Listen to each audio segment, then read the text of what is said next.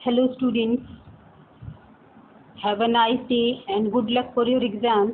आज हम स्टडी करने जा रहे हैं MA final economics fourth semester के इंटरनेशनल ट्रेड एंड फाइनेंस का मई 2019 और 2022 का क्वेश्चन पेपर। उसके साथ जो है ना यूनिट वाइज हमने क्या क्या स्टडी किया, यूनिट वाइज हमने क्वेश्चंस बनाए और फिर लास्ट में कुछ इम्पोर्टेंट क्वेश्चंस हैं आपके लिए। आप अपना जो भी आपको इम्पोर्टेंट लगता है वो करिए, लेकिन साथ में जो आपको क्वेश्चन बताए जा रहे हैं उनको ज़रूर करिए। उनमें से by the grace of God you will get one question from each unit.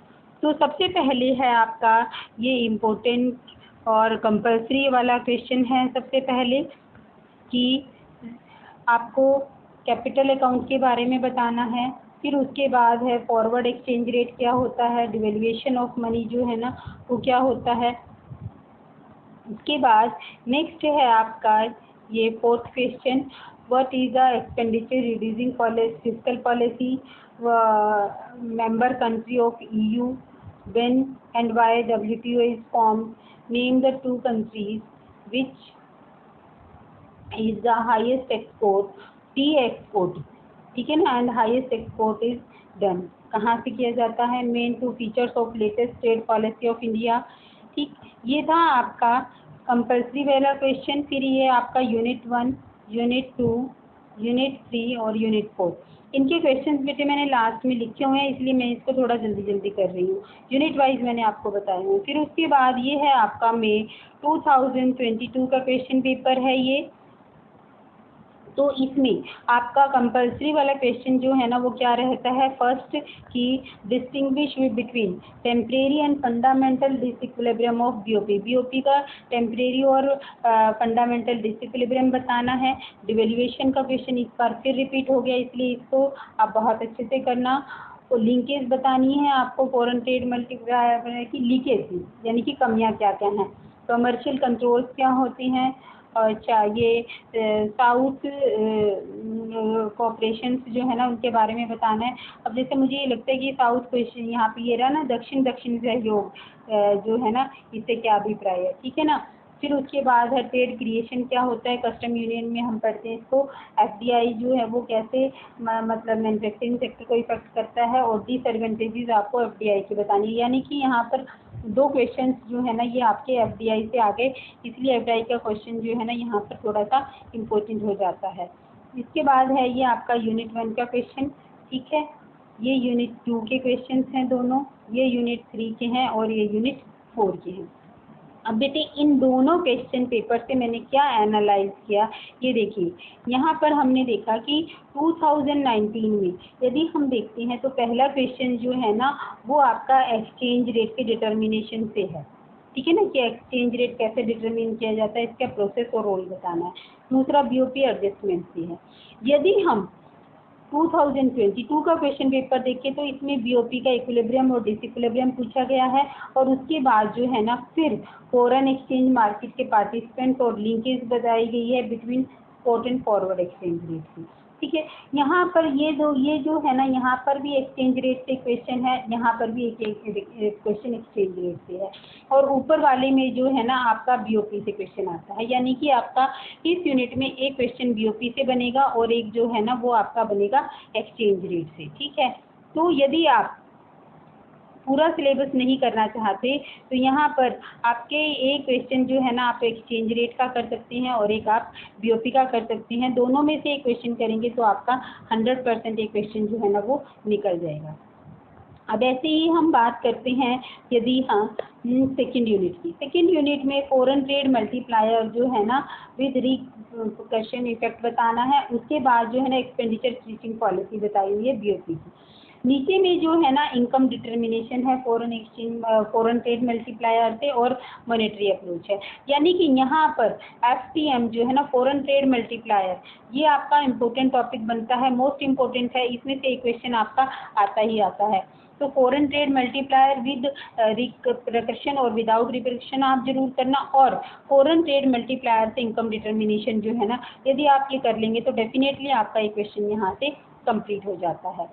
ये मैंने आगे आपको लिखे भी हुए हैं। अब यदि हम बात करते हैं थर्ड यूनिट की, थर्ड यूनिट में कस्टम यूनियन आ गया एक क्वेश्चन 2019 में, और IMF की वर्किंग आ गई।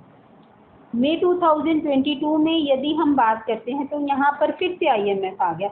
इट मीन्स कि IMF जो है ना ये बहुत ही इम्पोर्टेंट है।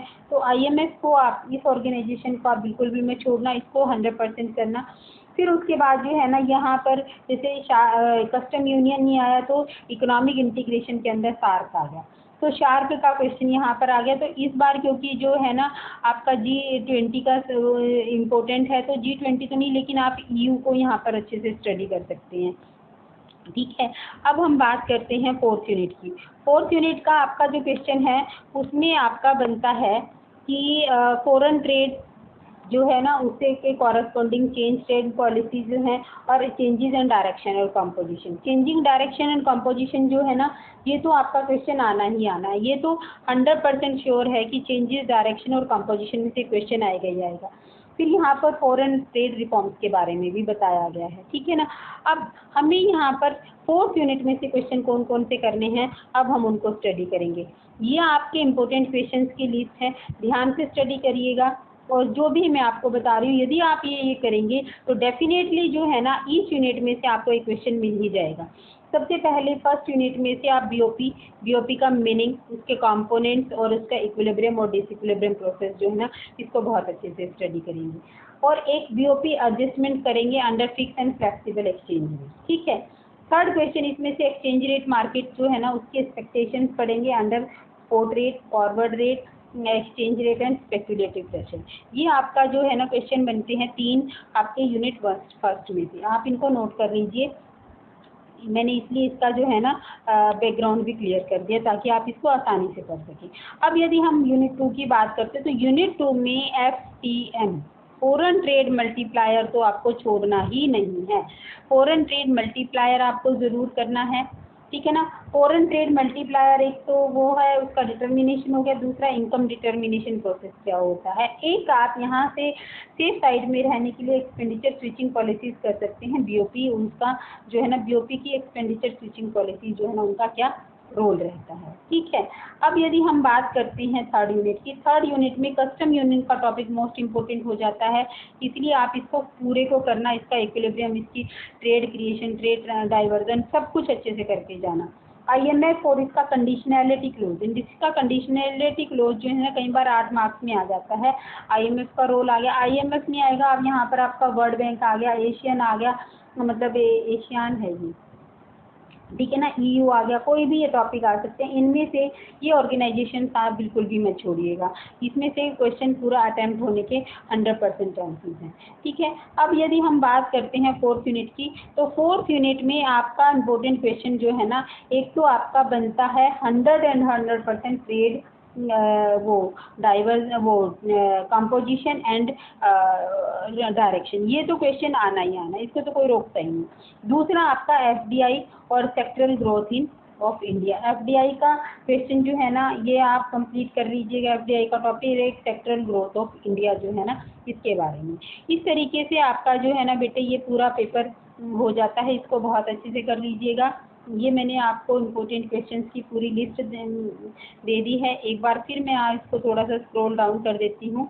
यदि आपको कोई कहीं पर कोई डाउट है तो मुझे कमेंट बॉक्स में कमेंट कीजिएगा। And good luck for your exam, have a nice day and enjoy your study. All the best for your exam. Okay बेटे।